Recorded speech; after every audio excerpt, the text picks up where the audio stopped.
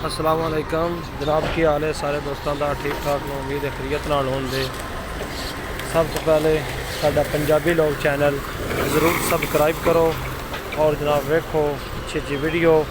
आज जनाब Shahtaj sugar mill का जनाब अज तुहानू विजिट करवान लगे हाँ। आज जनाब मिल जे वेखो जनाब जैक तो गन्ना लै रहा जनाब। आ खाली जी है समझ लो, ये जनाब थले चैन चल रहे हैं, गन्ना आ रहा है। हाँ जनाब जैक नो आ भी भाईजान जैक के वो पीछे ट्राला वो जैक चाया हुआ वो दो ट्रालिया का। देखो जनाब मंडी का रश काफ़ी रश है। गन्ने का रेट भी 2020 माशाल्लाह बहुत अच्छा है। ठीक है भाई जी। हाँ आ जनाब साडा अपना ट्राला है।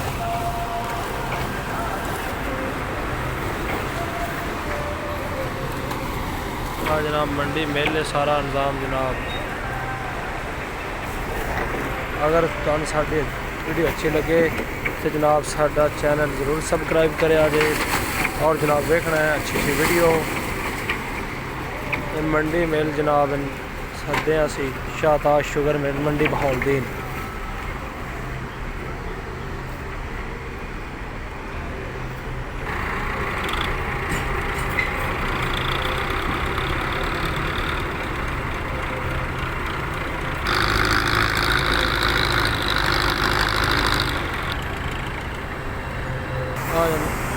जनाब तुम वेख सकते हो ट्राला जैक तक खलोता है। ये जनाब जैक चाय का